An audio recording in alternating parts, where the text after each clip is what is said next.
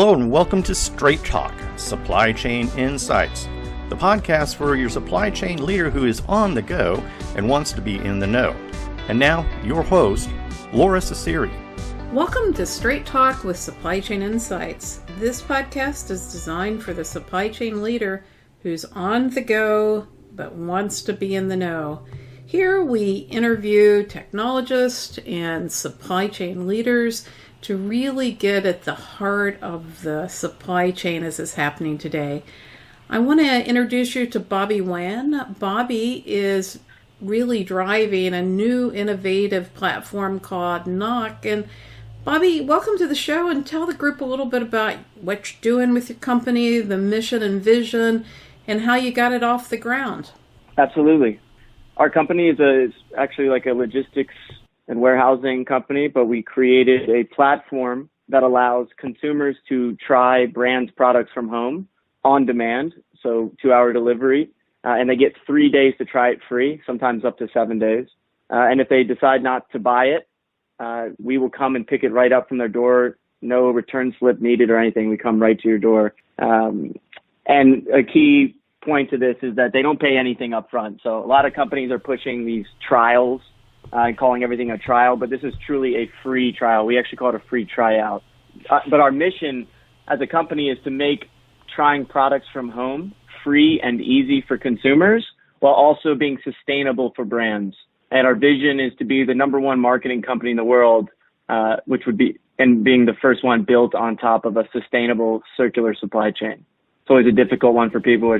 I believe we're one of the only companies on earth that has a marketing business model, but we're actually a supply chain company. So, Bobby, I love the innovative nature of this. What kind of products are the best suited? I mean, I would think it's not like potato chips because they fly off my counter, whether I like them or not. But what products and what kind of companies are most aligned with this vision? We believe, generally speaking, any high-end durable goods, these products have never been able to benefit from free sampling programs like CPG brands are able to do. You can't just give away expensive products. Even some of the largest companies in the world, some of their flagship products, they only give away up to 500. So we focus on high-end durables, but a really great product is anything that is new in the sense of that's just one subcategory of this high-end durable would be a product that's so new that you literally just can't make that purchasing decision without trying it first. That could be anywhere from a VR goggle to an air fryer, right? It's hard to make a decision that's, for something that's so expensive when you've never actually experienced whatever it delivers. Got it. Well, it certainly makes sense for some of the products that have dust in my closet that I wish I could have tried before I ended up with them on my doorstep and never had the courage to return. And, in this world of consumerism, we tend to buy things we might not use and, have second regrets. But, how did this concept evolve? I mean, were you just sitting on your couch one day thinking about this, or did somebody say, hey, Bobby, you should do this? Tell me a little bit about the business model and the thinking. Yeah, it's really interesting. I actually started in music software. So I had actually just moved to Europe, didn't really have anything to do, and had this concept randomly on the plane over there. And I will say I don't have a great story of some genius idea. It started off sort of similar to the mission, and I stumbled into the vision. So the mission, I just had this idea of it would be really cool to try stuff for free from home. What my thought was specifically that aren't people the ones that actually make a brand grow? Like ads don't really do anything to me. Any purchase I make, and I felt like any friends who make purchases, we could all tie them back to people. So I really thought that trying products from home would double as not only a cool experience, but also a great marketing channel. And then when I was over in Europe, living in Berlin, I started consulting for Startup Boot Camp there, and serendipitously got matched with a cohort that included a Series A logistics company, which helped me learn about everything it would take to create such a service. And then while doing research before I even decided to really start the company, I stumbled into, along with my co-founder, we stumbled into a bunch of amazing research through his connections at large consultancy firms. And we started learning that, wow, we're actually indirectly solving return problems. I didn't know how big returns were. how much of an issue it is. And, most people are unaware that returns are basically a massive net loss each time. And so we sort of stumbled into this vision of, this could be much bigger than this. It could be about sustainability, about a circular supply chain. And then also this business of basically using the losses in your returns. So taking your return losses and just moving them over to your marketing costs. And those marketing dollars are really powerful. There's nothing more powerful than experiential marketing right now, and actually leveraging consumers as your marketers.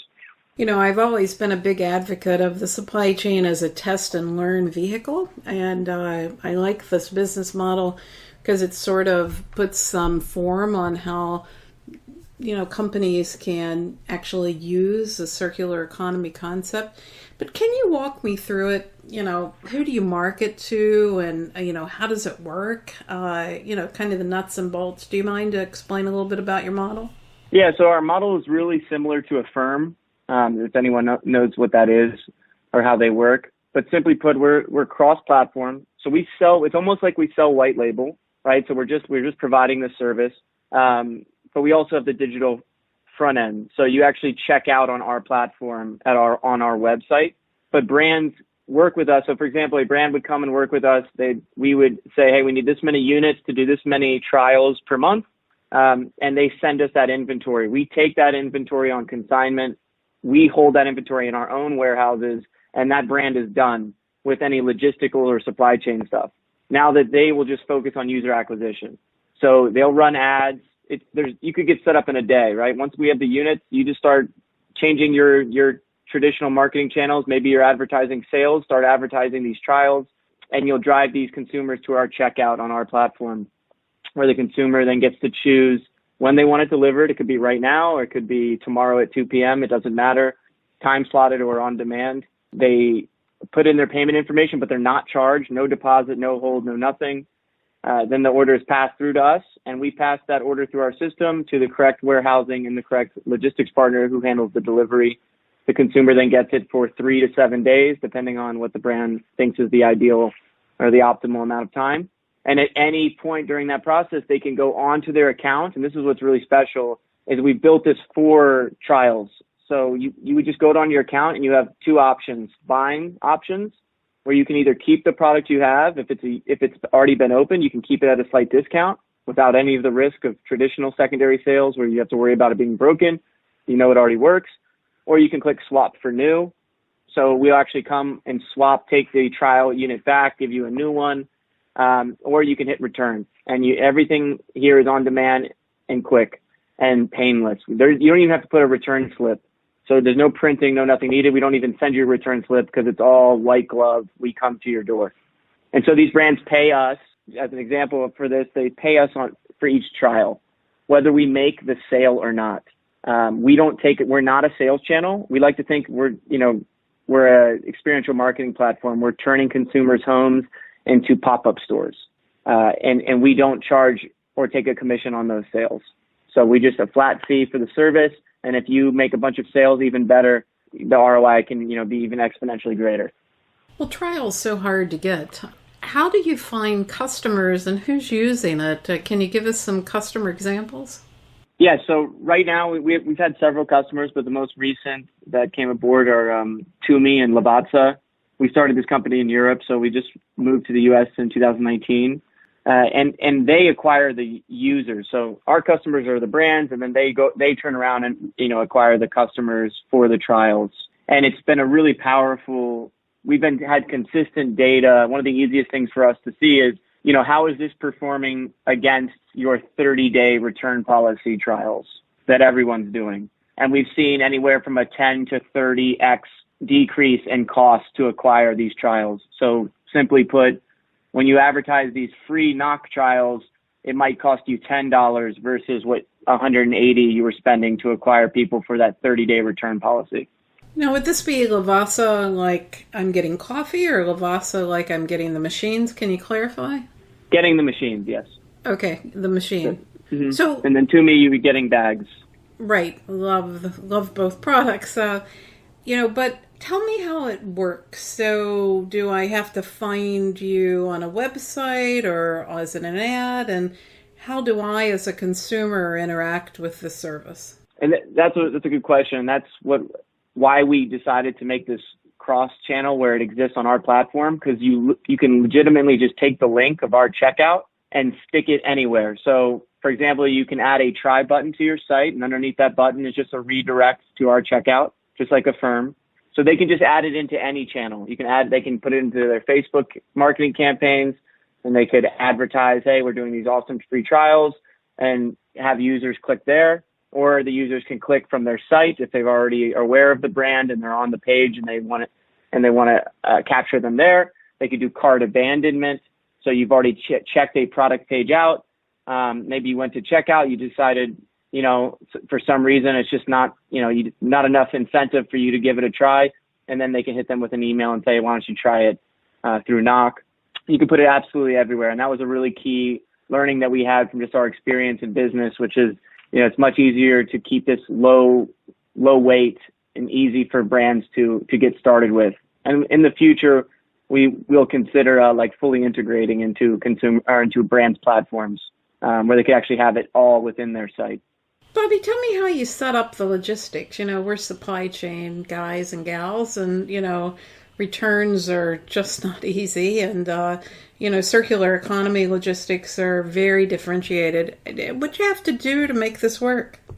So the logistics side is a little bit easier because a lot of companies have been coming out that are helping aggregate all of these different courier providers. So from the Postmates of the world to the mom and pop courier companies, they're being aggregated by several different companies. So we do a little mixture of that ourselves. We also have these aggregate partners. So that's how we pass these orders off to. We have access to hundreds of thousands of riders. That's a little bit of the easier part. The really hard part is the warehousing. No warehouses are built for circular. So, most of these returns are usually going to a center, within or just outside the city, where it then goes to a regional warehouse where it goes through more of the true reverse logistics process. What makes us different is we partner with the newer local warehouses, or micro warehouses, depending on which city, and we partner with them. So we contract with them, and what we do is we actually build our own infrastructure in a corner of that warehouse. So it's much cheaper for us, but we'll go in there and we'll actually build a reboxing station, with the tables and the equipment needed to do so. And we even staff our own people who manage that process and make sure that no products ever leave without being in perfect condition.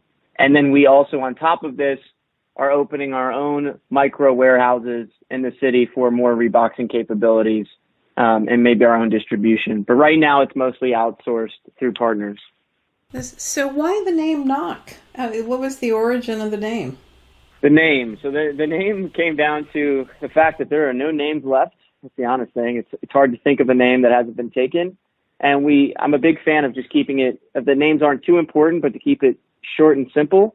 And we thought of the name Knock, keeping with a different spelling, of course, of N-O-K. And what we liked about it was 3 letters, and we wanted to associate it with the sound of instant or a knock at the door. So our logo is actually inside the N, is there's just a simple door handle, and the N is sort of a home. And we built our first ad, which it was a point of view ad, or a point of view video, where someone would see a product, be able to click on it, try it, and then 5 to 10 seconds into the video, you would hear a knock at the door, and Knock is there. So we just wanted to associate it with the moment of delivery. Very cool. What's next? Where are you headed? What's next for us is to, grow the business, start to reach other cities. So we've set up in Los Angeles, New York City, and San Francisco, and we want to be able to grow our volume in those cities, and then, of course, expand nationwide. And that's just a game of volume. And then we also want to fill up more exciting categories. So we're in search for, we want to hit audio next. We already have some really exciting big brands taking up, some other categories.